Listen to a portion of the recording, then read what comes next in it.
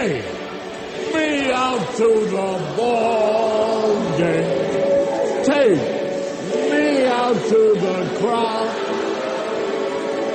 Buy me some peanuts and Cracker Jack. I don't care if I ever get back. Oh, it's root for the Cubbies. If they don't win, it's a shame. For it's 1, 2, 3 strikes, you're out at the old ball game. Hey! This is the Monday Morning Quarterback on the 5th of February, 2018, from WBRN Radio in Boston and on the Boston Red Network. The day after the NFL, which we are still boycotting, that is being worked out, incidentally,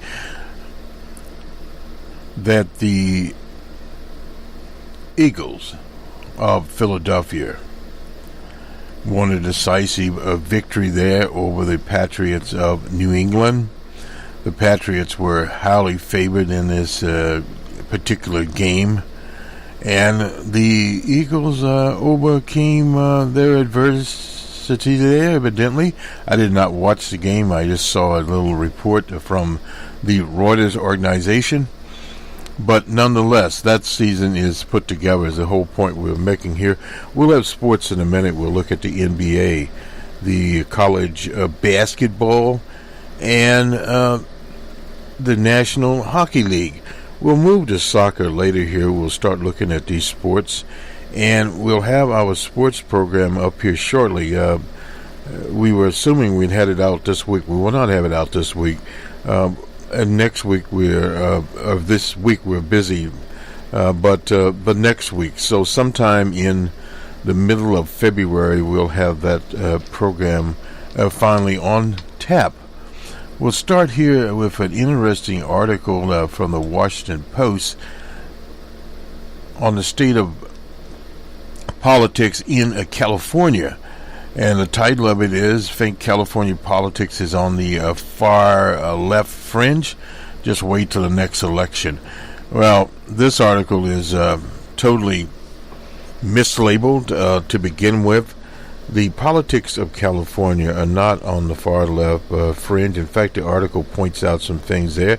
It will be the end of Jerry Brown. Now, Jerry Brown, for those of us that were around in the 70s, was a conservative Democrat. He had been governor, actually, of California, and he ran for president as a moderate or a conservative Democrat. He did not make that, but then he reappeared in California politics as the mayor of Oakland, California, which Professor Reed could elaborate on much more eloquently than I.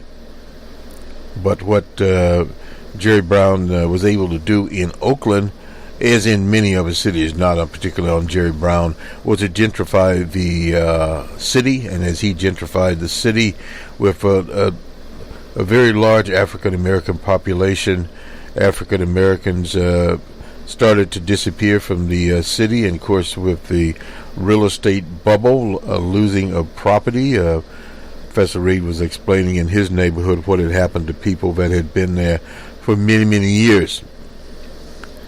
So that did make a difference. But you have a variety of characters here that are mentioned in this article. One, Gavin Newsom. Gavin Newsom was a mayor of San Francisco under similar gentrification. He finally ended up being the lieutenant governor there in California. He was a moderate at best. He was never a liberal. In fact, he's the man that dreamed up a number of things to prevent people from panhandling, putting model seats on park benches so that people could not sleep on the park benches. So in other words, he was not a friend of humanity, so forth. So when you start classing these people in, now he's talking about some sort of parity with a rural communities. Let me get to this. It is an off-year election, no doubt about that. In California, you're going to be talking about Democrat on Democrat for the most part. This is Bill Whalen, a researcher at the right-wing Stanford University's Hoover Institute. What also is certain as the next governor is going to be more progressive than Jerry Brown. Well, perhaps so, but not that progressive. Prescription for Democrats in a state where few, if any, will need to moderate their positions.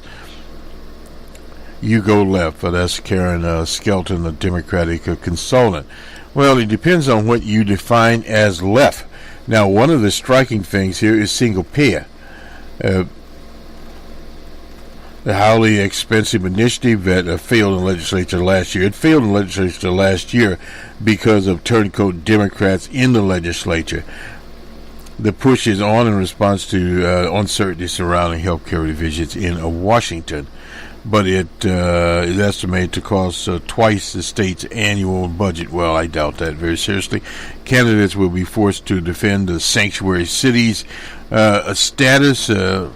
There, they will also have to address sexual harassment scandal in that a Democratic consultant, Bill Carrick, describes hangs like a black cloud over the state capitol, where two Democratic lawmakers have resigned or been suspended. This is a state that Trump lost 2-1. Well, and the only reason he lost 2-1, people saw because of the Pacific Standard Time, that there was no reason to go out and vote there for Trump. He is really pulling our ponytail, Skelton said, citing an administration's recent decision to open the Pacific coast to offshore drilling. And this is something they did not do in Florida because of the influence there of Governor Scott and the Republicans in the state of Florida, also Virginia. Now,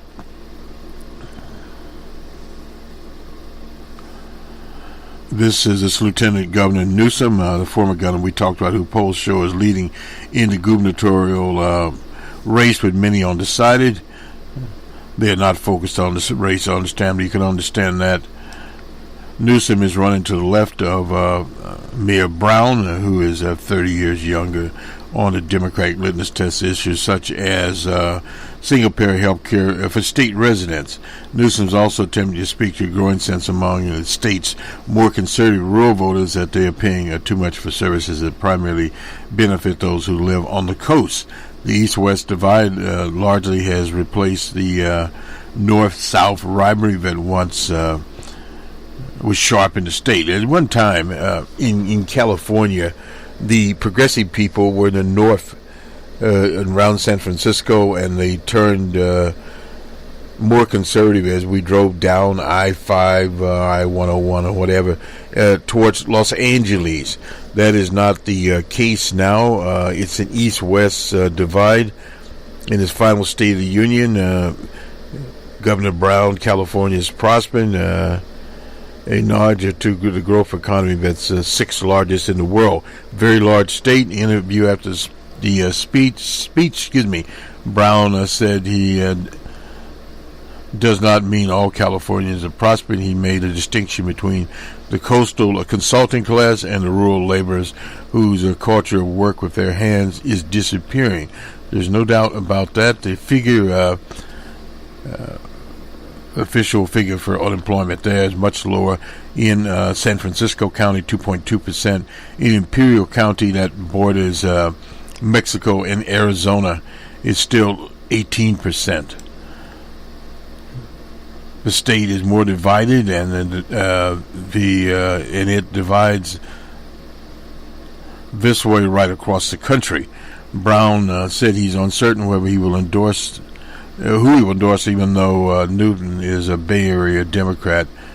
On climate change in particular, supports the governor's policy. Some of Brown's transportation initiatives, including a high-speed rail project from Los Angeles to San Francisco, is bursting the budget and remains in question. Well, the thing about these types of projects, like a rail service to San Francisco, on the top end, or on the front end, I should say, they're always more expensive, but in the end, 5 or 10 years, they tend to pay off, because what happens we've seen time after time with these rail lines, industry pops up around the rail lines. Now, There it depends on, what cities they come in, etc. But you do get that growth back. And let's see, bridging the rural coastal divide would be a difficult task for Newsom, who grew up in San Francisco's Marina District. With a divorced mother, he spent time with his father in rural Pesa County, which stretches through the California Gold Country from Sacramento to Lake Tahoe. There's often two different worlds in the same city, but not just the same state. He said there's a cultural divide. We are not able to communicate on a level that is not seen as arrogant or dismissive. We need a new vernacular. His rival is Antonio Varasa. Wait a minute here. Antonio Valgosa here. He was the former mayor. I used to pronounce his name, former mayor of San Francisco. Now he's the Assembly Speaker. Now he is Latino, and many Latinos will be in the. He's a state Assembly Speaker. Let me get that right here. At a moment when I'm challenging Latino activists and challenging the population as a whole to make sure they will come out, said the Assembly Speaker Anthony Reardon. Now, this Reardon character is a Los Angeles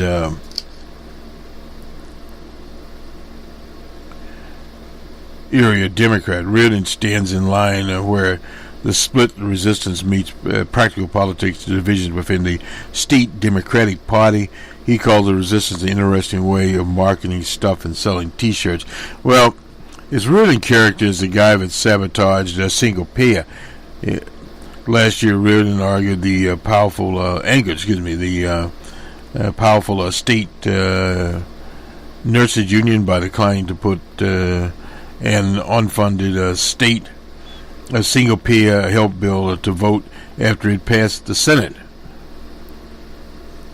Recalling last year's efforts at symbolic rather than substantive, Reardon said he will try again only if it becomes a serious piece of legislation, which it is still not. I'm not blind to it, Reardon said. They should get rid of Reardon. The energy behind the idea of resistance to Trump, but these elections ultimately come down to fundamental economic realities. I think they are the types of things we should focus on rather than labeling things. This fellow, and this is one of the problems you have, he's from the old school of Democrats, period. Now, some character that says Dolly is a seed farmer. The Assembly's Republican leader who represents the northeast corner of the state argues that business regulations is too strict. You know, people don't pay attention when everything is working, only if it breaks.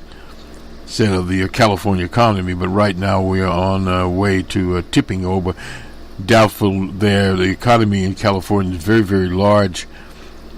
At issue, of course, is the sanctuary city issue with DJ Trump. Xavier Becerra, whose mother was born in Mexico, father was raised here, warned California businesses they might be subject to prosecution if they cooperate with the federal authorities. He is the Attorney General of California. This gives you a sense of where California politics are going. More and more Latinos are active in it, period. DJ Trump wants us to go back to make America great again, and to me, they are the days that my dad could not walk into a restaurant because of a sign that said no dogs or Mexicans, said Becerra, who after his appointment to the post last year is seeking statewide election for the first time. I think of issues in those terms. And there is another state Senator Kevin DeLoro, the area Democrat who runs the Senate chambers. He's from Los Angeles. Wrote the sanctuary bill. He hopes to harness Latino enthusiasm there. He's running against Dianne Feinstein, one of the dinosaurs left around in California politics. And that is something you have to remember. People in California in the Democratic Party voted for Hillary the Monster Clinton, which was not, as they say, something you want to do. During the recent shutdown, Feinstein voted against reopening the government because the deal did nothing to protect undocumented workers. Roughly 220,000 live in California. Period. She moved to the left is invincible given Delano's resistance, and I apologize if I'm mispronouncing his name. For Republicans, the question is how to get back into contention statewide, which is not even optimistic about. Is optimistic belief is possible this year. Chad Myers, who was ousted as a Republican leader last year after he supported an environmental issue by the Democrats, he is an evangelical evangelical Christian who represents a mixed urban rural district east of Los Angeles. If you look at the way voter registration trends are going, we are, as Arnold Schwarzenegger said in the state speech 10 years ago, dying at the box office, and that is still true. The question is, what do you do about it? Well, very little that he would be able to do about it, period. So this is the state of California politics, but realistically, you have to look at California as a state in transition, particularly with the increased political power of Latinos in California. And much of California's progressivism will rest on where the Latinos are. If the Latino faction remains progressive, they will join with other factions such as African Americans, Asians, and particularly with women. We look at where that faction has been going. Sandra Fluke is one of those that is progressive there, where she did not support Bernie. And see, this is part of the problem there, to criticize here, she probably didn't hear the broadcast. But anyway, the whole point there is they have to, as one would say, up their game and move more towards where the California Nurses Association is, and move more to the to be true progressives. Now, this far left fringe here, they are not. They are liberals at best that are there now, and that is the backbone of the organization. Some people are trying to move them, but by presenting them as far left and going further left is just a total misrepresentation of where the liberal movement / progressive movement, liberals, progressives are in California. Yes, there are progressives in California, and they are organizing, and we'll see in the months ahead as to where they will be going. One note here from the Post, a bipartisan bill. This one's presented by Senator McCain and Senator Coons of Delaware. And it is a long way there. It plans to grant, this is on the McCain bill, legal status to dreamers who have been in the country since 2013. That is, 5 years. There's a larger pool than the 1.8 million supported by DJ Trump. The bill is there. 3-day partial government shutdown anyway. To allow votes on, agreed to allow votes on immigration compromises, can't be included as part of a short-term spending bill. The bill could emerge, this is the McCain-Coons bill, or we'll call it the McCain bill, from the Senate chamber as the chamber's immigration plan is unclear, but it is identical to legislation introduced in the House. The USA Act, that's introduced by Representative Hurd of Texas, Aguilar of California. It has 54 co-sponsors. That's in the House of Representatives, 27 members from each party. There has been a subject of conversation between Trump officials and senior congressional leaders. While reaching a deal cannot come soon enough for American servicemen, the current political reality demands bipartisan cooperation to address the impending expiration of DECA and securing borders. That's a statement from Senator McCain's office. McCain, of course, he's chairman of the Senate Armed Services Committee and is a leading defense hawk there. Sponsoring the immigration bill is a stark departure from McCain's aggressive stance on border security. During his 2010 re-election campaign, he vowed to complete the damaged fence across the Arizona spans in Mexico. In 2013, he led a Republican negotiation on a bipartisan comprehensive immigration reform bill that passed overwhelmingly in the Senate but fizzled in the House. Coons is a new person, this points out here.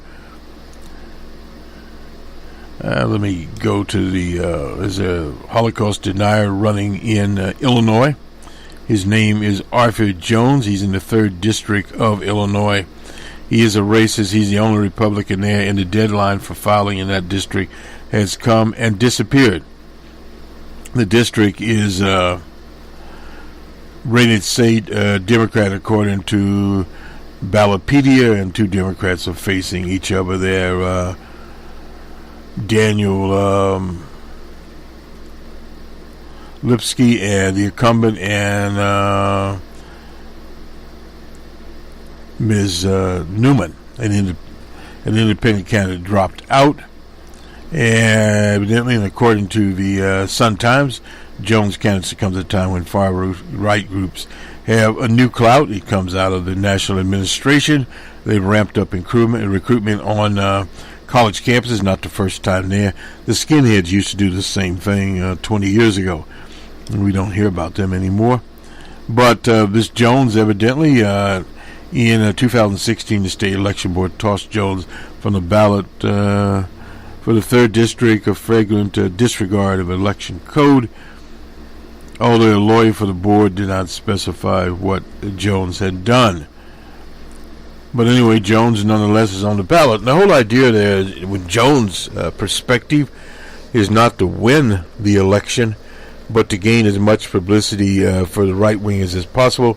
The Republican Party in our country have no place for Nazis like Arthur Jones. But nonetheless, Mr. Jones is there. Tim Snyder, the chair of the Illinois Republican Party, told the Sun-Times denouncing Jones. This is sort of like the candidacy in Louisiana there, and the former Klan member, Klan head, I should say, was running, David Duke, running for the Senate in Louisiana. He did not make it, and we have not heard much from Mr. Duke other than he endorsed DJ Trump in the campaign. Opponents of gerrymandering. We talked about gerrymandering here. There have been instances of gerrymandering, lower courts dropping these plans, but only to be stopped at a more conservative Supreme Court, where going to Pennsylvania Supreme Court ruled that the congressional map drawn by the Republicans, and this is in 2011, clearly, plainly, and palatably violates the Commonwealth's Constitution. Now, this is the Supreme Court. It's a different situation. Normally, when a Supreme Court of a state rules, that is a law within the state, in the particular state. It demanded a quick redraw of the 2008 that could be held in fair districts. The Pennsylvania Supreme Court justices are elected with Democrats in majority voted along party lines. Republicans hold 13 of 18 congressional districts in what is usually considered a swing state.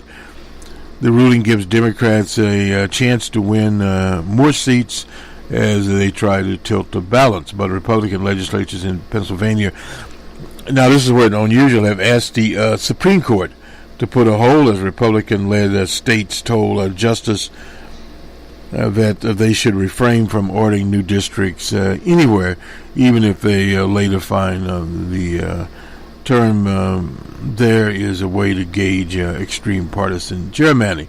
Now, these states that joined in here are Alabama, you can expect that, Arizona, Arkansas, Kansas, Missouri, and South Carolina. They noted that 2020 census will require new lines to be drawn nationwide anyway. Well, there's no doubt about that.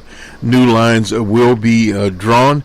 The Supreme Court has a duty to say what the law is, but only federal law. That's from Justin Levitt. He's a professor at Loyola University in Los Angeles, who runs a blog called Redistricting, who worked for the Justice Department under Barack Obama. He was involved in the Texas case, which gained 4 congressional seats in 2010 as a result of population growth. That growth was fueled by an increase in its quote-unquote minority population. Republican legislatures redrew the districts. And this is one of the things when you hear this continual voice about American democracy, there is none, because with gerrymandering they can torpedo any idea of people's representation. And this is more and more becoming an argument, an external, internal argument, as how people represent people, even on the best of circumstances, say as in California, that people themselves have to continually be active. That's why movements like the one that's spearheaded by Senator Bernie Sanders is very, very important out there in organizing people at the grassroots. And we're seeing more and more of that. The Women's March spearheaded that, and the continual grassroots activity. We have to always be on our guard, such as in the case of the NFL boycott. Some of the players, unfortunately, got co-opted by the owners, saying, well, we will give X amount of money to progressive causes, which is good in itself.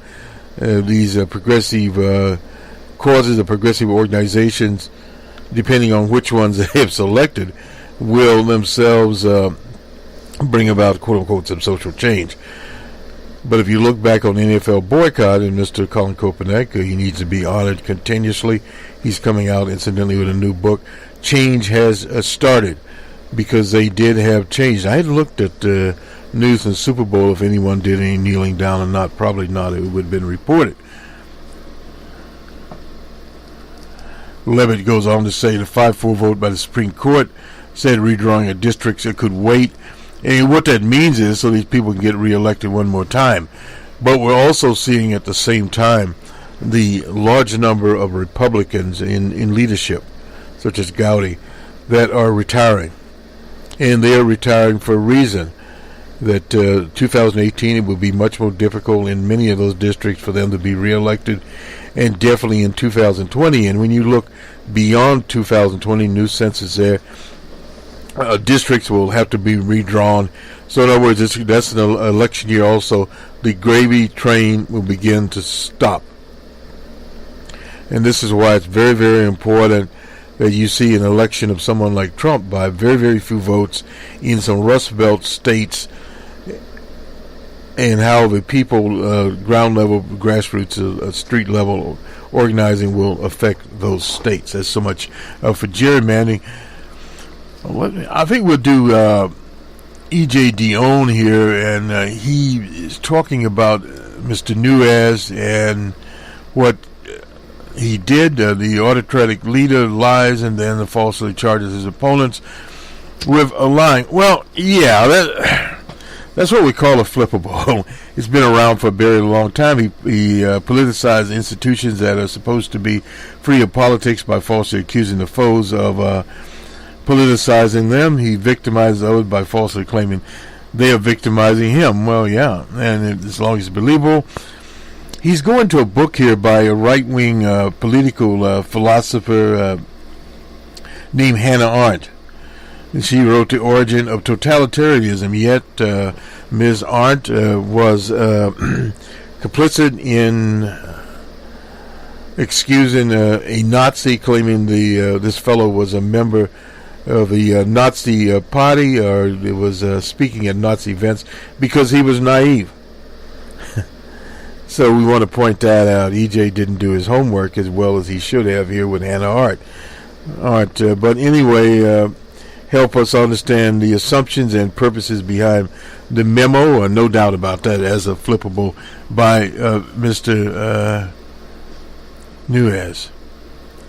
Totalitarian methods of the 20s and 30s, she noted, wants to dissolve every statement of fact into a declaration of purpose. She also said mass propaganda discovered that its audience was ready at all times to believe the worst. Well, there's no doubt about that. In certain areas, people are very negative anyway, and obviously you can feed upon that. No matter how absurd, and did not particularly object to being deceived, because it held every statement to be a lie.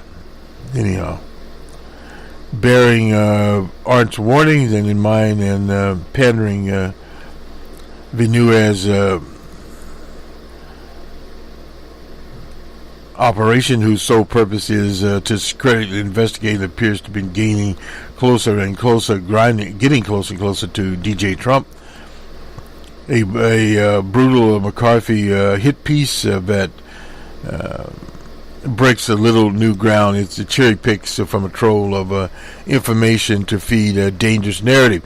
Well, it has, and one of the problems in the reporting on this, there's been very little reporting on the memo. People have talked about what's in it, but not actually what the memo said. We published the memo, incidentally, up there for what it's worth. The memo pretends the most important actor in the case is a Carter Page. Carter Page was a bid player there, and the FBI relied on the findings of a former British spy named Christopher Steele, without informing the court that Fusion GPS, the firm that hired Steele, was paid by the Democrats to collect bad stuff, as they call it, oppositional research. Page is a side player in the story, and his engagement with the Russian spies was on the radar of intelligence agencies before Steele prepared the memo.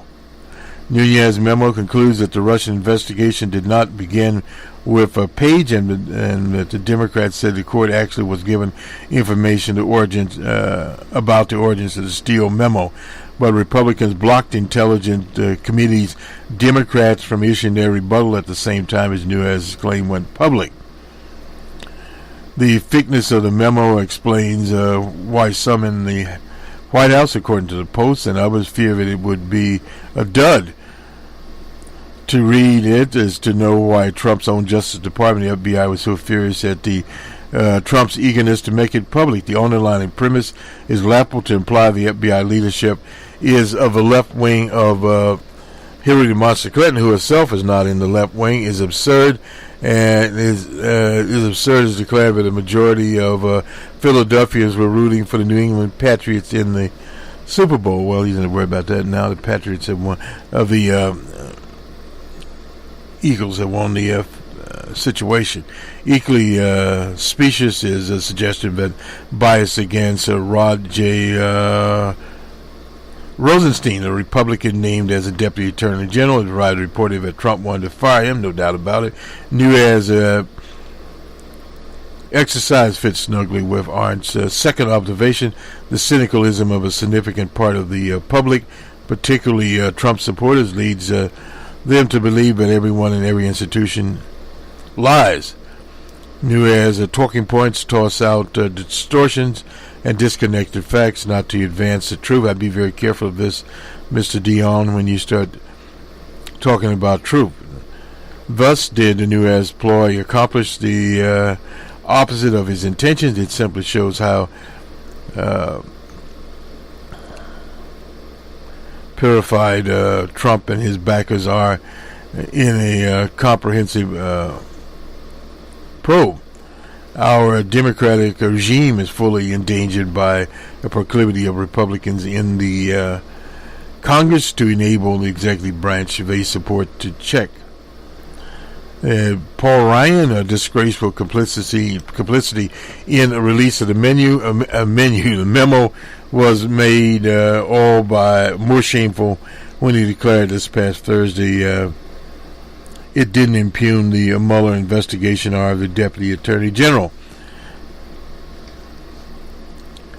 Trump put the lie out Friday. The top leadership investigators of the FBI and Justice Department have politicized a sacred investigative process in favor of Democrats against the Republicans. He's been claiming a witch hunt for a very, very long time. No doubt about this, but you have to understand the role of the monopoly media in this whole thing of pushing this new-ass memo, a little 4-page scampy memo that really did not say very much. One of the unfortunate situations, the intelligence agencies were on to Carter Page way before Steele was hired by the Democratic Party. And sometimes in brevity there can be problems. And this selected memo that they put out there does very little.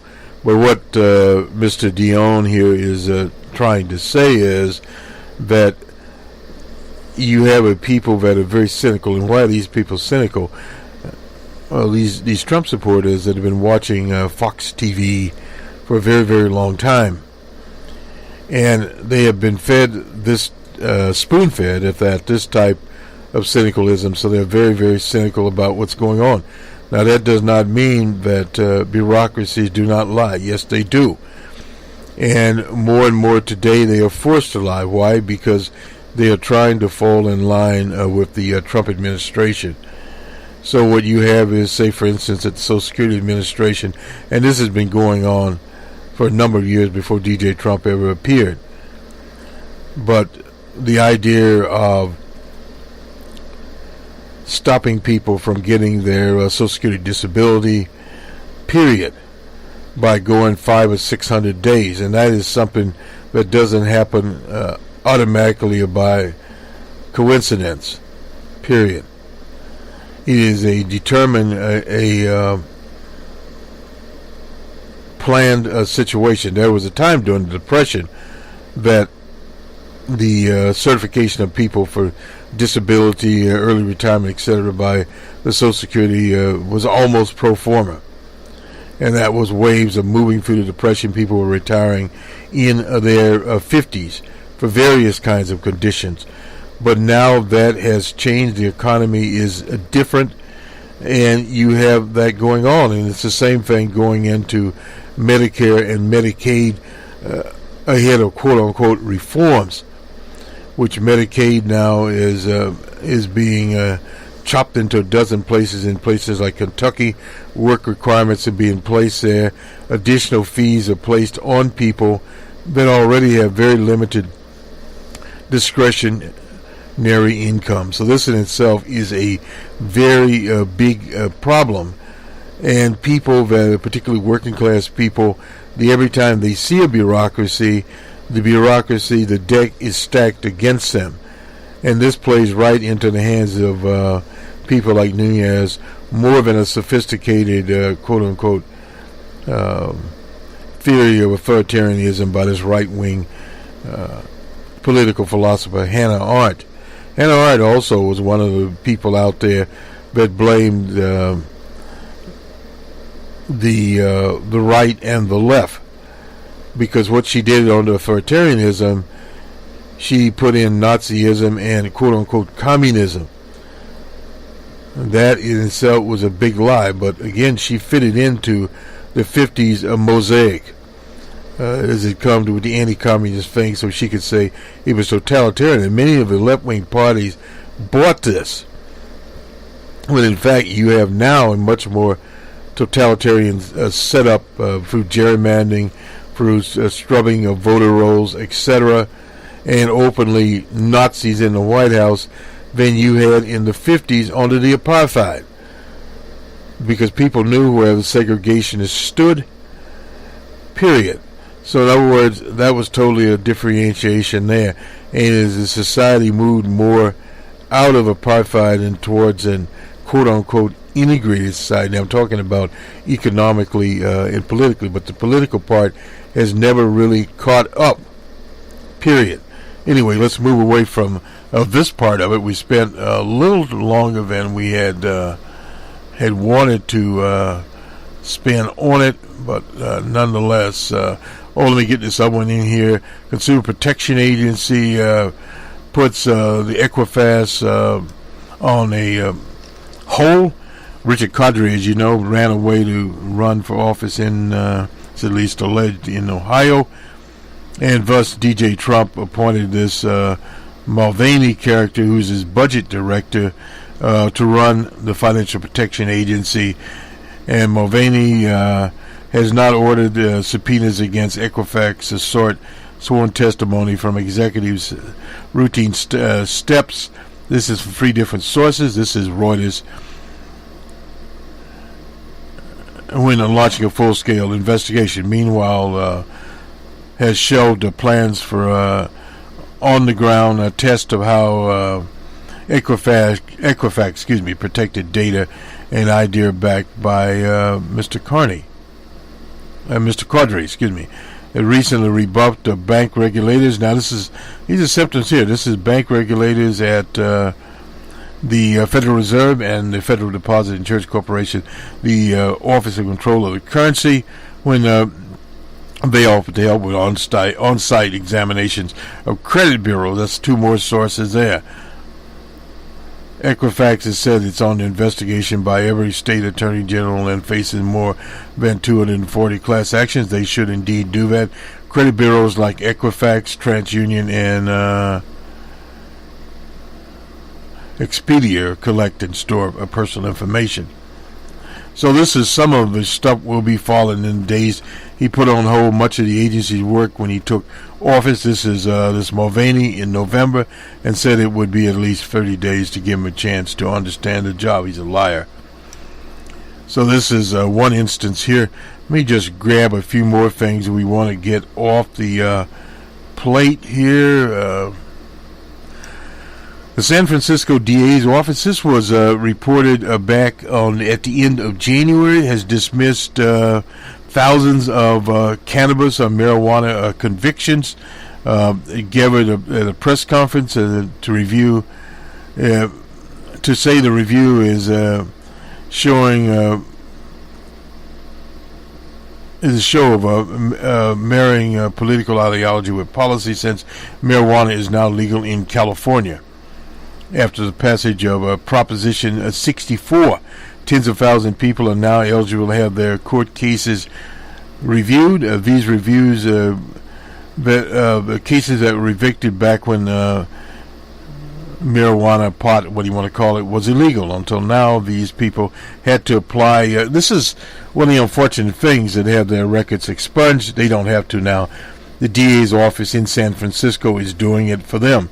At the press conference, the DA Gascon said he'll be proactive in dismissing misdemeanor cases and sealing the records of those who were convicted of for marijuana offenses. We want to address the wrongs that were caused by a failure of the war on drugs for many years in this country, and begin to fix the harm that was done not only to the entire nation but specifically to communities of color and many others. That's a very good start there. So it affects more than 3,000 misdemeanor convictions, more than 4,900 felonies will be reviewed and possibly re-sentenced to misdemeanors. So this is a process out there. This has been around for a bit here. We won't spend a lot of time. This is in the Seattle Times. This is Texas emails reveal behind-the-scene battle. This is by the former Mayor Ed Murray, who was knocked out of the race for mayor. The Seattle Times reported that an Oregon child welfare investigator, this is in 1984, concluded that Murray had sexually abused his teenager foster son, Jeff Simpson.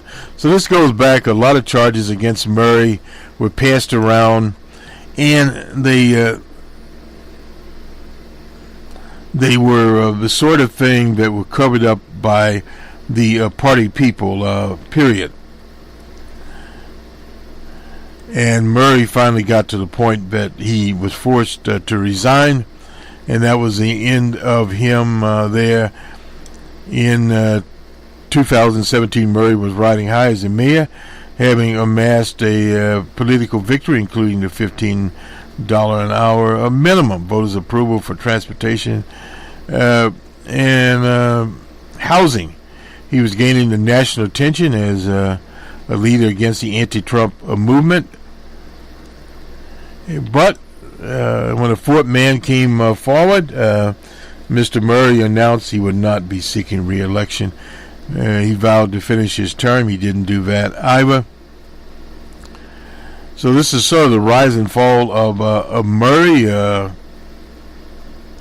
After reading his story and detailing the findings of abuse probe in Oregon, Gonzalez, the city council member who previously worked as his legal aide,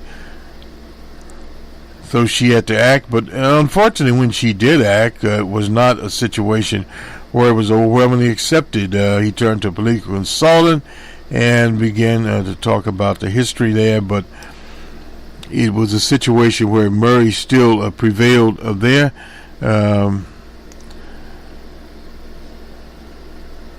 Gonzalez predicted the councilman Rob, Johnson, Burgess, Lisa Hobart, and would eventually join her in the call for Murphy to step down. They did not. And some of these people avoided the whole situation. It would take 5 votes, she added. And I think you will like it. Anyway, it just honestly did not happen here. Fong resigned as, that was a month later. It all started to unravel. Fong resigned as the chief of staff, etc. Murray was on his way out the door. And it was a cleaning up of things, period. So that was the end of Murray, and his idea of trying to rebuild his legacy also fell apart. The last they heard a few hours after the news broke about his cousin, the Seattle's 53rd mayor, left the city with his partner and headed to their beach home in Seabrook on the Olympic Peninsula, where Murray spent his final days as the chief executive. Joining them at the beach was a Seattle police officer, one of 2 assigned to guard him the next 10 nights at city expense. But that was the end of that. He had literally had to send a letter to one of his former executive assistants with a request: could you pack up my mayor's note cards, pads, and pens? He asked, and it to be a bit of an outgoing elected tradition. Anyway, he was leaving there, and that was the end of him out there. This is from the Washington Post. In South Texas, tens of thousands live in enclaves with border enclaves without power and certainty. La Paz, Texas, as it was written on the 30th. A ragged American flag flutters outside of Rosa Castillo's trailer near the Mexican-U.S. border. She has no electricity, no running water, and little hope she'll ever get it. Castillo is one of 500,000 people residing in hundreds of unincorporated towns in South Texas with quirky names such as Little Mexico, Red Eye Base, Betty's Acres, and so forth and so on, that were created when developers carved up ranch land that was unprepared for human habitation, sold partials at bargain prices, most of the low-income immigrants and Mexican Americans. The Federal Reserve Bank of Dallas said the enclave is known in Spanish as Colinas. It represents one of the largest concentrations of poverty in the United States. Texas outlawed their creation expansion in 1989. State and federal government has spent hundreds of millions of dollars to improve some of the outposts, but is done a little in others. The reasons include a high cost, questions about who owns the land. Critics of the colonists say people frustrated by lack of services should move to establish cities and towns, but residents refuse to abandon their land after years of trying to make it work.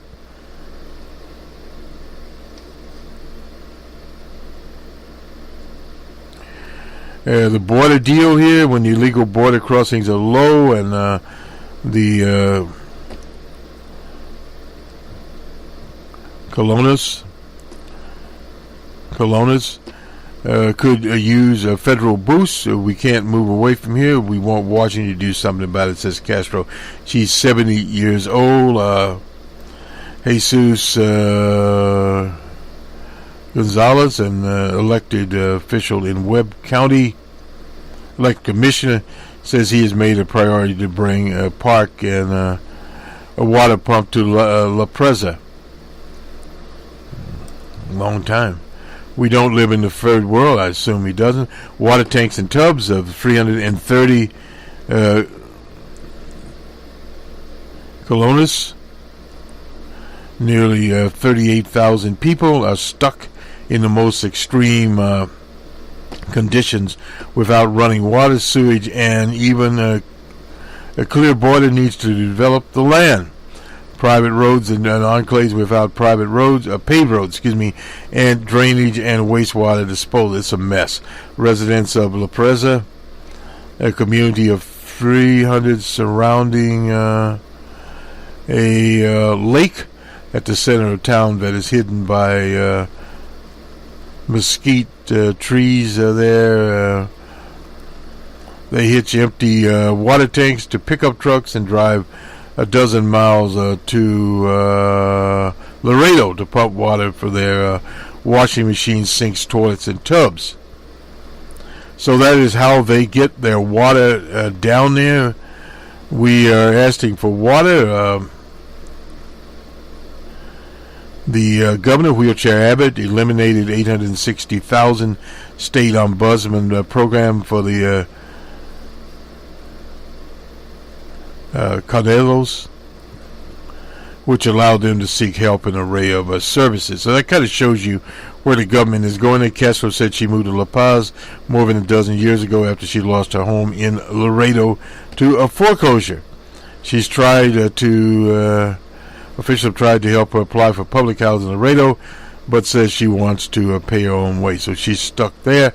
I thought we'd finally get this in. Let's just do the sports.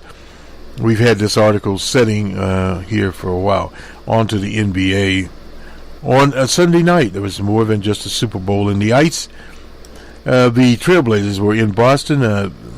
Celtics 97-96. The Bucks were in New York. Bucks 104-94 for the Nets. The Hawks were at the Knickerbockers. Hawks 99-96 for the Knicks. The Grizzlies and Raptors in Toronto. Raptors 101-86. The Lakers and Thunder in OKC. I guess the Lakers did the thundering 108-104, and the Hornets and Suns in Phoenix, where it was warm. Hornets 115-110, and that is that part of it. On to college basketball. Yes, there was college basketball. Seton Hall, number 1, Villanova 92-76 over Seton. Illinois, the Illini, and number 17, Ohio State 75-67. And number 29, Arizona and Washington State in Washington. Arizona State 88-79. On to the National Hockey League, the league of many names, as I call it. Let's get the scores here.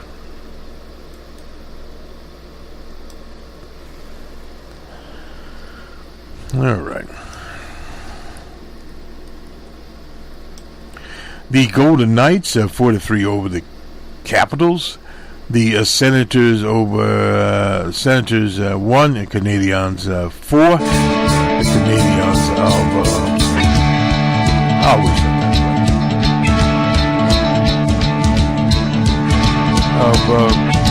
Montreal.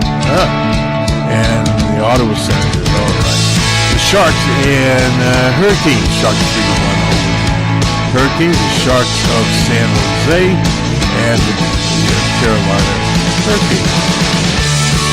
We do get a little, we did have a little music there to finish up hockey. Well, nonetheless, this will do it for the Monday Morning Quarterback on the 5th of February 2018. And we move on here, reminding you that this is African History Month. It's a short month indeed. We will have programming specific to that later this week.